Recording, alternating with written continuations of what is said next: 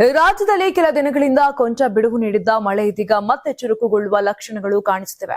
ಇನ್ನು ಭಾರತೀಯ ಹವಾಮಾನ ಇಲಾಖೆ ನೀಡಿರುವ ಮುನ್ಸೂಚನೆಯ ಪ್ರಕಾರ ಇಂದಿನಿಂದ ರಾಜ್ಯದ ಹಲವು ಭಾಗಗಳಲ್ಲಿ ಮಳೆಯ ತೀವ್ರತೆ ಹೆಚ್ಚಾಗಲಿದ್ದು ಮುಂದಿನ 10 ದಿನಗಳ ಕಾಲ ಬಹುತೇಕ ಜಿಲ್ಲೆಗಳಲ್ಲಿ ಮಳೆಯ ವಾತಾವರಣ ಮುಂದುವರಿಯಲಿದೆ.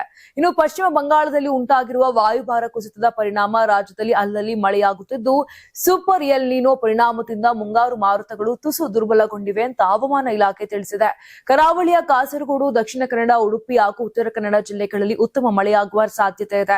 ಮಲೆನಾಡಿನ ಕೊಡಗು, ಹಾಸನ, ಚಿಕ್ಕಮಗಳೂರು ಮತ್ತು ಶಿವಮೊಗ್ಗ ಜಿಲ್ಲೆಗಳಲ್ಲೂ ಸಾಧಾರಣದಿಂದ ಮಧ್ಯಮ ಪ್ರಮಾಣದ ಮಳೆಯ ಮುನ್ಸೂಚನೆ ನೀಡಲಾಗಿದೆ.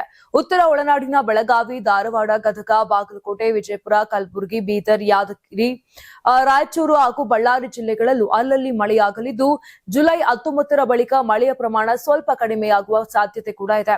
ದಕ್ಷಿಣ ಒಳನಾಡಿನ ಮೈಸೂರು, ಮಂಡ್ಯ, ಚಾಮರಾಜನಗರ, ರಾಮನಗರ, ಬೆಂಗಳೂರು ನಗರ ಹಾಗೂ ಗ್ರಾಮಾಂತರ ಸೇರಿದಂತೆ ಹಲವು ಜಿಲ್ಲೆಗಳಲ್ಲಿ ಮುಂದಿನ 10 ದಿನಗಳ ಕಾಲ ಸಾಮಾನ್ಯ ಮಳೆಯ ವಾತಾವರಣ ಮುಂದುವರಿಯಲಿದೆ.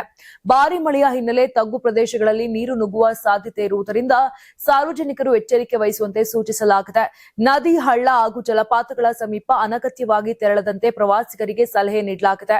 ಮುಂದಿನ 10 ದಿನಗಳ ಕಾಲ ರಾಜ್ಯದಲ್ಲಿ ಮಳೆಯ ಅಬ್ಬರ ಮುಂದುವರಿಯುವ ಸಾಧ್ಯತೆ ಇದ್ದು ರೈತರು ಹಾಗೂ ಸಾರ್ವಜನಿಕರು ಹವಾಮಾನ ಇಲಾಖೆಯ ಮುನ್ಸೂಚನೆಗಳನ್ನು ಗಮನದಲ್ಲಿಟ್ಟುಕೊಂಡು ಅಗತ್ಯ ಮುನ್ನೆಚ್ಚರಿಕೆ ವಹಿಸುವಂತೆ ಇಲಾಖೆ ಮನವಿ ಮಾಡಿದೆ.